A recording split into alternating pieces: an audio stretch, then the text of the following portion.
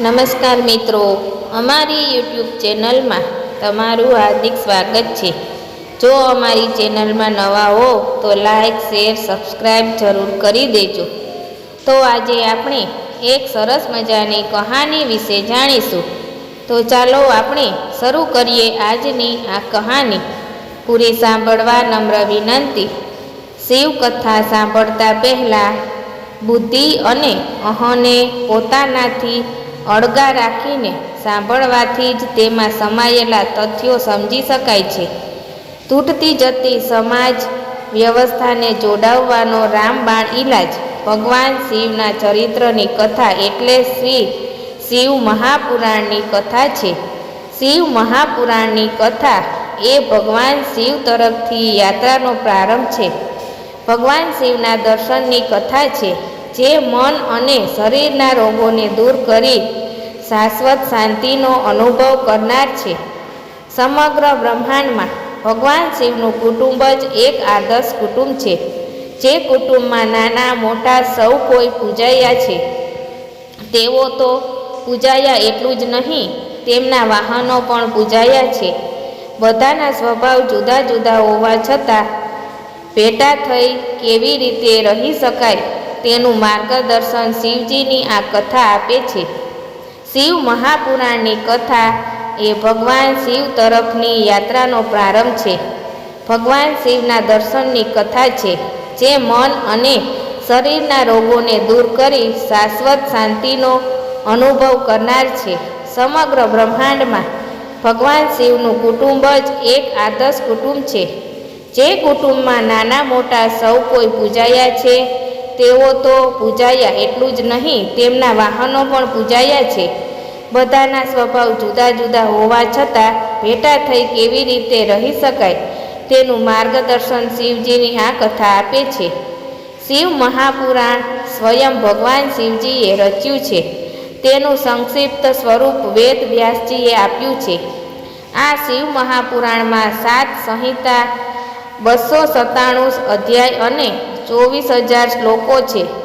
શ્રી શિવ મહાપુરાણ જગતને દિશા બતાવે છે, જેનાથી માણસની દશા સુધરે છે। જ્યાં શિવ કથાનું આયોજન થાય છે, ત્યાં બધા તીર્થોનો વાસ થાય છે। એક દિવાસળી સળગાવતા જેમ અંધકારનો નાશ થાય છે, તેમ શિવ કથા ઘોર પાપોનો નાશ કરે છે। શિવ એટલે કલ્યાણ, જેનું નામ લેવાથી સર્વનું કલ્યાણ થાય છે। તેવા ભગવાન શિવની કથા એટલે જ શિવ મહાપુરાણ કથા। મુક્તિ મેળવવાની ઈચ્છાવાળાઓએ, મોક્ષ મેળવવાની ઈચ્છાવાળાઓએ કે કૈલાસ પ્રાપ્તિની ઈચ્છા રાખનારને પોતાના જીવનકાળ દરમિયાન એક વખત પણ શિવ મહાપુરાણ અવશ્ય વાંચવું, સાંભળવું કે જોવું જોઈએ। શિવ મહાપુરાણ ભક્તિ, જ્ઞાન, વૈરાગ્યથી તે ભરપૂર છે। આ મહાપુરાણ બ્રહ્મતુલ્ય હોય સર્વશ્રેષ્ઠ ગતિ જીવને આપે છે। દરેક મનુષ્યએ જીવનમાં એક વખત શિવ મહાપુરાણ વાંચવું જોઈએ। શક્ય ન હોય તો સાંભળવું જોઈએ।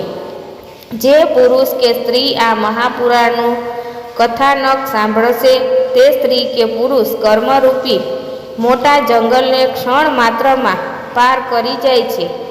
શિવ મહાપુરાણ કાળરૂપી સર્પનો નાશ કરનારું છે, જે વાત ખુદ શિવજીએ પોતે કહી છે।